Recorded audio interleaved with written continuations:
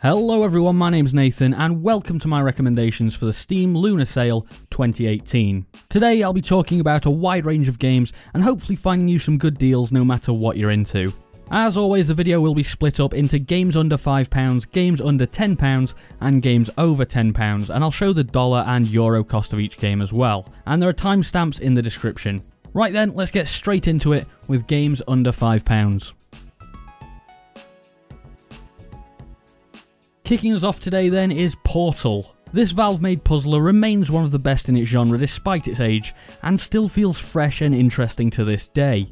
Using your portal gun to solve puzzles through physics, platforming, and just sheer brain power is incredibly satisfying, and I personally find that the puzzles are almost always spot on in terms of their difficulty. Not too hard that it's impossible to figure out without the help of the internet, but not so easy that all satisfaction would be taken out of masterminding your way through them.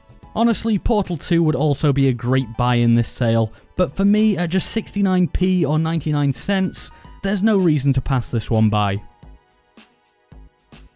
Now onto something a little more action-packed in the form of Tomb Raider. This reboot of a beloved series sees Lara Croft forced to transform from a frightened young explorer to the badass survivor we've come to expect.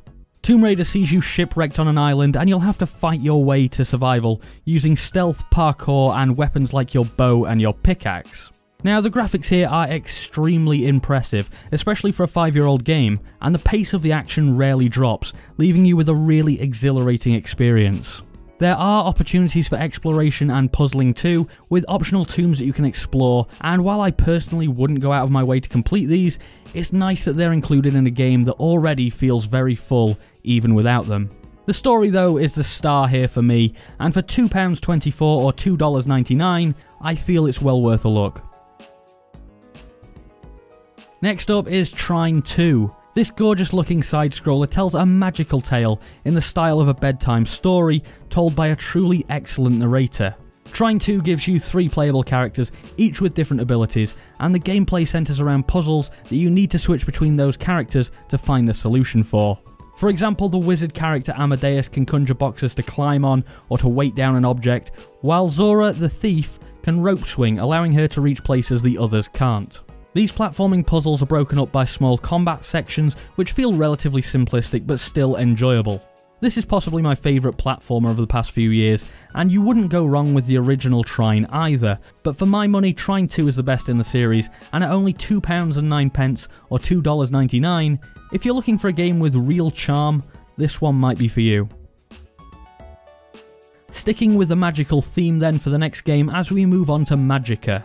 This game gives you control of a wizard with the power to mix different elements to create a wide variety of spells, and though the idea is basic, you'll quickly find yourself making crazy combinations and messing them up in battle when your fingers hit the wrong keys and you accidentally cast, say, a healing spell on your enemy.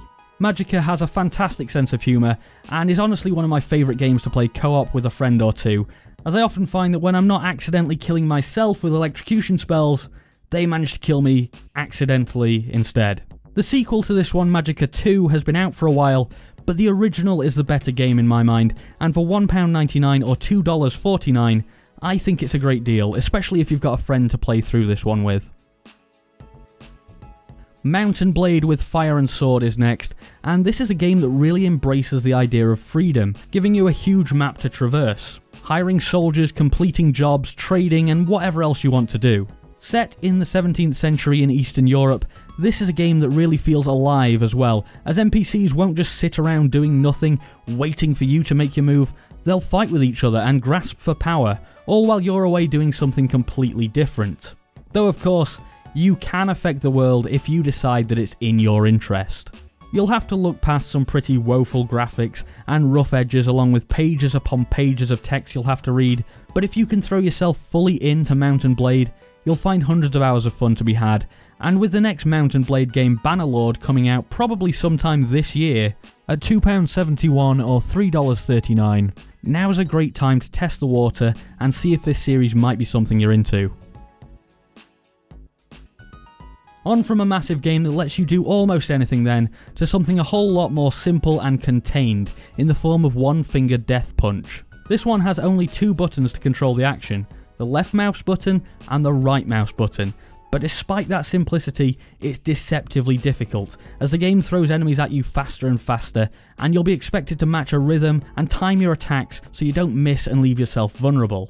Different types of enemies also manage to change things up quite well, and make sure you're concentrating instead of just randomly clicking.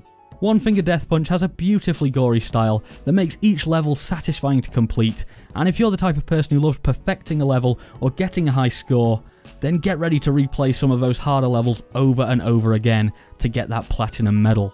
It's a cheap and cheerful experience here at just 79p or 99 cents. Now onto a game that I've recommended a few times, so I'll try and keep it brief, and it's Deus Ex: Mankind Divided. Taking control of gruff-voiced Agent Adam Jensen, you'll be given choices as to how you complete your missions in a world divided by a suspicion from so-called naturals against the augmented. As I've said in the past, the comparison to segregation and racism here is a little bit on the nose, but it still manages to create an interesting setting, and having the choice of stealth, going in loud, or even talking your way out of many situations makes for a very enjoyable experience. This one is currently going even cheaper than it was in the winter sale only a couple of months ago, as it's now down to £4.99 or $7.49, and although it's not perfect, it's still one of my absolute favourites that I feel is well worth a look.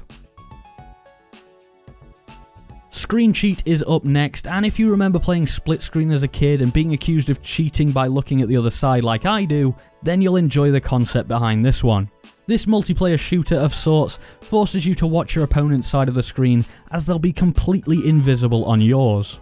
The cat and mouse game that results from this, trying to figure out the enemy's exact location and shoot them without being directly able to see them, makes for some hilarious moments and makes Screen Cheats one of my favourite local multiplayer games. The maps are divided up into colours to help you determine where your opponent is, and little features like visible smoke from the enemy's gun makes this game work so well, and for £3.75 or $4.94, I'd say now is a great time to pick this one up and call over a few friends. On now to Stories: The Path of Destinies. This game has you play through a story, making decisions as to how to get the best outcome, and then when you inevitably get a bad ending, you'll be warped back through time to change your choices with the new knowledge you have, and hopefully finally get to that good ending. Each time you play through, new choices will reveal themselves, and playing as Renato the Fox, you'll take on enemies using a slightly simplistic Arkham-style combat system, and work your way through levels, all while upgrading your gear and listening to the story be told and retold by the frankly brilliant narrator. Now, you'd think replaying the same thing over and over would get boring, but the story changes each time, and thanks to those differing choices, you'll rarely find yourself doing the exact same thing twice. Stories: The Path of Destinies is available for £2.74 or $3.74. Almost done with this section, as there's only 2 games to go, and I've gone for Tropico 5. This Banana Republic simulator lets you take control of your own little island and grow it from a collection of shacks on the beach to a modern, bustling metropolis. The mechanics here are simplistic enough as to not be a barrier to players who are often put off by the complexity of these type of games, and the humour that remains from previous games in the series does a great job of easing you in. Now, there's quite a lot of people who believe that previous Tropico games are better or more fleshed out than this one, and that's certainly a reasonable point of view. But for me, the introduction of the era system in Tropico 5 that sees you dealing with different scenarios depending on the era, like having to keep the Allies or Axis happy during World War II, or choosing between the US and the Soviets during the Cold War, makes Tropico 5 the one to go for in my opinion. Tropico 5 is on sale for £3.74 or $4.99. The final game in the under £5 category then is Day of Infamy, and this realistic shooter from New World Interactive is one I've recommended before, along with their other shooter, Insurgency. For me, Day of Infamy is the better deal this time around, and if you're bored of the CODs and the battlefields of the world, and you're looking for a more realistic shooter experience, then Day of Infamy is well worth a look. Set in World War II, you'll have to be more careful and methodical in this one, as running and gunning will invariably get you killed very quickly. The tension built up from knowing that you're only ever one shot away from that respawn screen makes those moments when you get a nice flank off or land a nice long-range rifle shot all the more satisfying, and despite the slower pace here, there's no lack of action in this one. Day of Infamy is available for £4.49 or $5.99.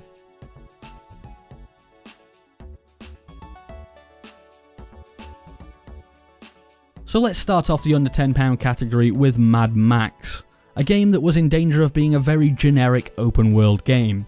It has towers, strongholds, and a huge map to explore after all. But what makes this one special is the cars. You build up your own car, kitting it out with deadly features and making it look as intimidating as possible so that you can take it out on the road and ram your way through enemies. Very few games do car combat, and even fewer do them as well as Mad Max, as mechanics such as the harpoon make targeting specific weak points viable and extremely fun, especially when you pull the driver straight out of his car and fling him halfway across the world. Alongside fun gameplay, this one manages to look incredible and run superbly, at least on my system, and I'm always a sucker for well optimised games. There's easily at least 30 hours of content here, so for £5.43 or $6.79, Mad Max might be worth picking up. On now then to arguably the best deal of the sale in Dark Souls 3. This latest addition to the beloved franchise is as deep and challenging as ever, and I'm the first to admit that I suck at pretty much all of the Soulsborne games, but there's very little that matches the feeling of satisfaction and pure relief that you get when beating a particularly nasty boss, which for me happens with the first boss of every game, since I usually die at least 5 times to even them. And Dark Souls 3 gives that feeling in abundance. And if you're willing to give in to this game, you can sink in countless hours battling your way through, and even more exploring the deep and sometimes bizarre lore related to it. This was one of the top games of the year in 2016, and the fact that it's already on sale for just £9.99 or $14.99 is great for getting even more people to have the Dark Souls experience.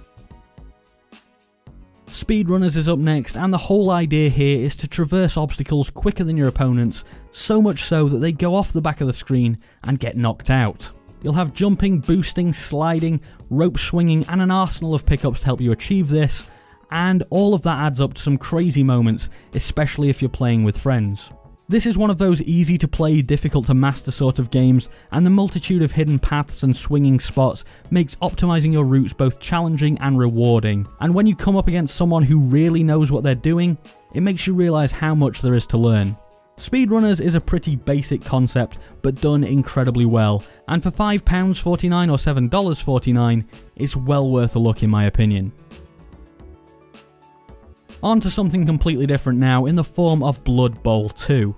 If you watched the Super Bowl recently and got a bit of the American football bug, but don't want something as bland as Madden, then Blood Bowl offers American football crossed with the Warhammer universe, and the result is a game that lets you pit dwarves against orcs and have them kill each other on the field to gain an advantage. This adaptation of a board game offers a tactical turn-based experience that can completely be thrown off by RNG.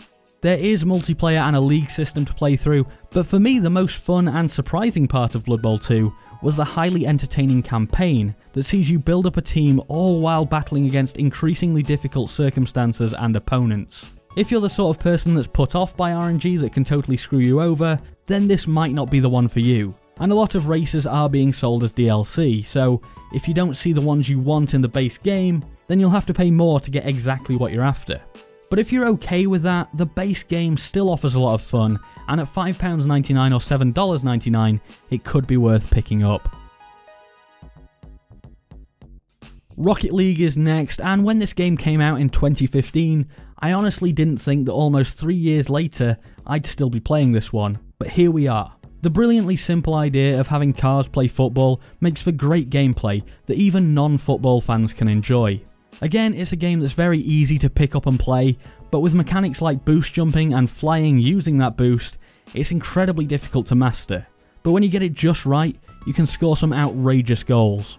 Rocket League has been updated a lot since its launch too, adding in lots of free content in the form of new modes and arenas, making it an even more complete game than ever, and with cross-platform play between PC and PS4 and PC and Xbox One, there's no concerns about player count for the foreseeable future.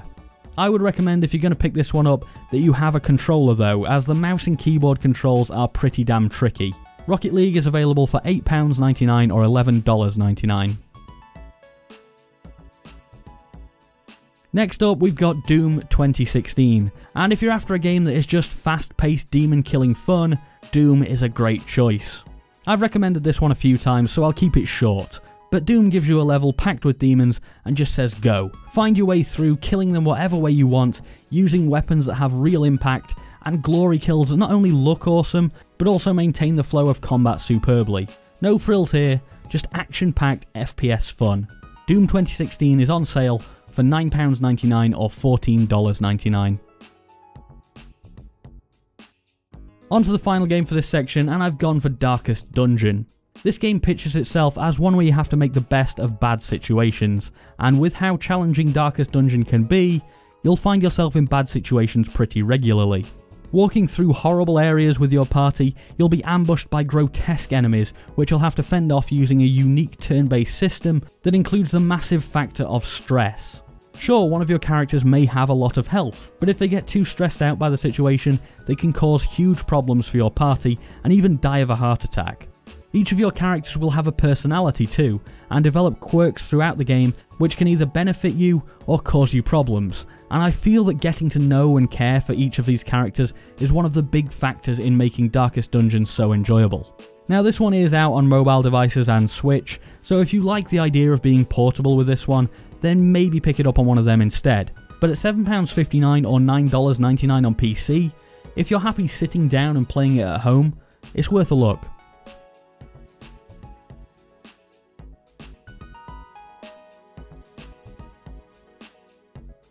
Starting us off in the over £10 category is SUPERHOT, a game in which time only moves when you do. This allows you to plan your attack and pull off some truly incredible feats, such as cutting bullets out of the air or catching an enemy's gun mid-air and shooting him back with it. Honestly, it's all really cool when you're doing it, but the cherry on top is watching it back in real time when you've completed the level and seeing how badass everything looks at full speed. SUPERHOT does also have a story that is supposed to be meta and subvert your expectations, but for me the real selling point here is the gameplay. It gives you a fantastic game mechanic and an arsenal of weapons including a katana to make everything seamless and awesome. And if you've ever wanted to experience some of those Matrix bullet dodging moments in a game, at £10.79 or $14.99, SUPERHOT is a great game. Moving on to what might be one of my favourite games of all time as we come to XCOM 2. This turn-based tactical game lets you build up your base, research upgrades and send out a squad of operatives on procedurally generated missions to take on an occupying alien force in order to reclaim Earth. The combat is RNG based, but most of the time you'll get what you deserve here. Clever play will almost always be rewarded, and stupid moves will usually see you lose one of your soldiers, and it can be a really big blow to lose a soldier too, as they're possibly one of your most valuable resources. They can get promoted and gain some pretty powerful abilities, so to lose them and have to replace them with a rookie can be a huge setback. Apart from the gameplay disadvantages, you can become quite attached to your soldiers as you can customize them and they quickly develop their own little backstories, especially if you name them after your friends like I do. You'll probably have heard games be described as like XCOM, and that only happens because this series is so brilliant, and at £11.54 I think it's a great deal. And even though the US gets shafted a bit here with a price tag of $19.79, I think it's still worth picking up. And we're not going far away with the next entry as we come to XCOM 2 War of the Chosen, an expansion for the base game that adds so much. Many mechanics are built upon and improved, and the new enemies known as the Chosen add a huge challenge to combat, as they have unique attributes that mean you'll need to change up your tactics to take them out. Alongside this, we get 3 new powerful factions that you can recruit from, and covert operations that you can undertake to gain resources and improve your soldiers. Honestly, there's so many little systems that this expansion adds that I just can't go into detail with all of them. I'll just go as far as saying that even being the most expensive game, and it's not even a game, it's an expansion, but it's the most expensive thing on this list, at £26.24 or $29.99, it's still well worth it. You do, however, need the base game XCOM 2 to play this one, so if you don't already own that, I wouldn't recommend buying them together. Pick up XCOM 2 first and give it a try to see if you like it. On to our penultimate game, and we have Rise of the Tomb Raider, the follow-up to Tomb Raider that we discussed earlier, and this one does more of the same, but in my opinion does it even better. Rise of the Tomb Raider gives you a beautiful world to explore, and Lara Croft is, as always, an excellent protagonist. The graphics in this one are astonishing too if you've got a PC capable of running them, And Rise of the Tomb Raider makes for a worthy sequel that remains action-packed and massively entertaining. And if you're a PC player and you always look across at PS4 and think, oh, I'd like to play Uncharted, this is about as close as you'll get on PC. Rise of the Tomb Raider is available for £13.19 or $19.79. Finally then we come to The Witcher 3 Wild Hunt Game of the Year Edition, which might actually pip XCOM 2 to my favourite game of all time. The world that The Witcher 3 creates is staggering, with quests around every corner and interesting new settings for every single area. You can easily find yourself 40 to 50 hours in and realise you've barely done any of the main campaign, and the additions of the Blood and Wine and Hearts of Stone expansions that come with the Game of the Year edition add so much content to a game that was already top notch. This massive RPG has become a benchmark for me that I compare all other RPGs to, as with its tight combat, intriguing world and brilliant story, it's one of the finest games ever made. Coming in at just £13.99 or $19.99, if you haven't already had the pleasure of playing The Witcher 3 Wild Hunt, I'd strongly recommend picking this one up and making sure to get the Game of the Year edition as well, since you get so much extra content for barely any extra money. Anyway, that's about it for the Steam Lunar Sale 2018, and it's only until the 19th, so I hope you saw something here that you liked. Obviously I couldn't get to all the games, these are just my top picks, so if you have any other suggestions please leave them down in the comments to help everyone find some great games. If you enjoyed the video or it helped you at all, I'd be very appreciative of a like down below, or subscribe for more like this if you haven't already. Anyway, thanks for watching, I've been Nathan and I'll see you next time.